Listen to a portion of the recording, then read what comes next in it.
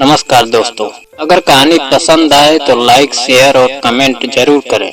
राखी आने में केवल 2 दिन बचे थे और घर में त्योहार की तैयारियां चल रही थी। नेहा किचन में गई तो उसने देखा कि उसकी जेठानी संजना चुपचाप सब्जियां काट रही थी। नेहा ने मुस्कुराते हुए कहा, भाभी चलिए बाजार चलते हैं, राखी के लिए मिठाई और गिफ्ट भी लेने हैं। कल ऑफिस रहेगा इसलिए समय नहीं मिलेगा। संजना ने हल्की सी मुस्कान के साथ कहा, मैंने तो राखी कुरियर से भेज दी है। यह सुनकर नेहा हैरान रह गई। उसने पूछा, आप खुद नहीं जाएंगे? आपका मायका तो पास में ही है, भाई को राखी बांधने भी नहीं जाओगी? संजना की आंखें भर आई। उसने धीरे से कहा, मुझे 3 साल हो गए राखी और भाई दूज पर मायके गए हुए। माँ जी कहती हैं कि राखी वाले दिन उनकी बेटियां सिया और कविता घर आएंगे तो उनके लिए काम कौन करेगा, इसलिए मुझे राखी कुरियर से भेजने को कह दिया गया।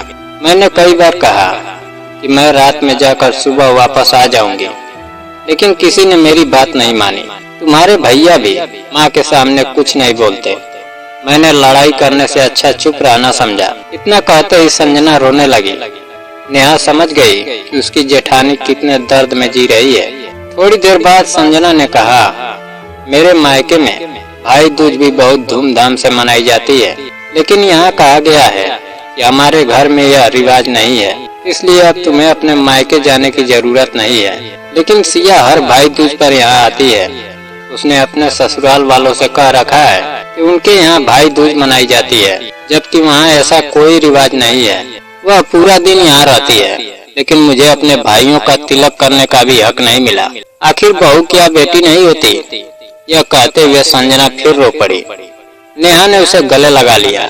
नेहा के शादी को अभी 8 महीने हुए थे और उसके मन में मायके और त्योहारों को लेकर बहुत उत्साह था।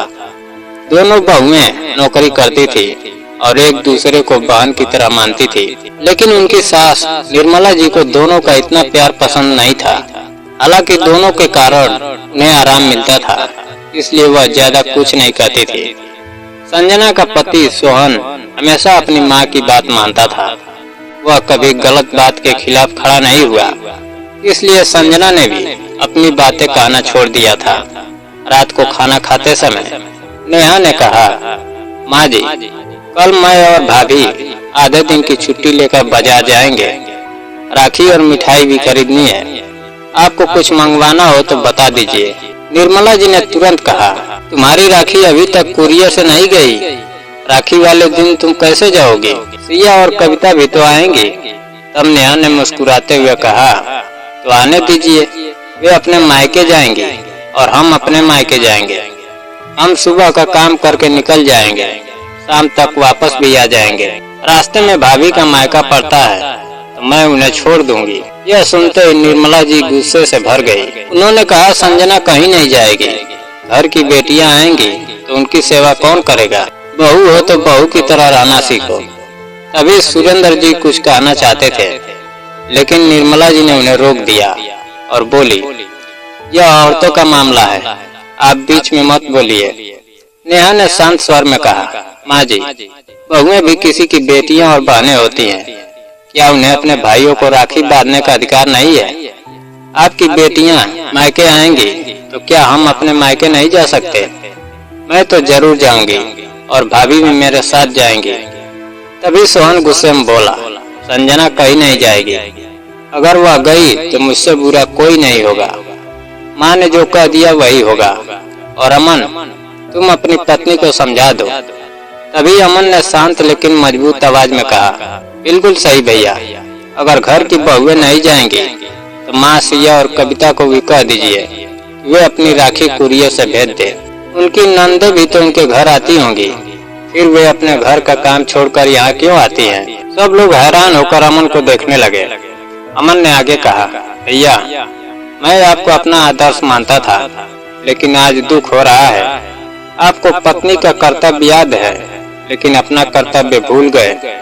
3 साल से भाभी को उनकी सबसे बड़ी खुशी से दूर रखा गया और आपने कभी आवाज नहीं उठाई। आपकी बहनों के भाई हैं तो भाभी के भी भाई हैं।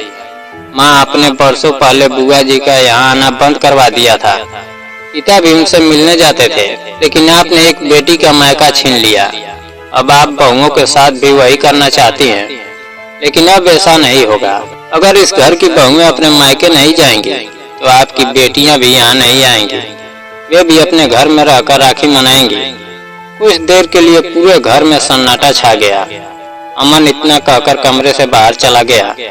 संजना की आंखों में पहली बार उम्मीद दिखाई दी। कुछ देर बाद सुरेंद्र जी ने गहरी सांस लेते हुए कहा, अमन बिल्कुल सही कह रहा है। बेटी चाहे अपनी हो या बहू बनकर आई हो, उसका अपने मायके पर उतना ही हक होता है।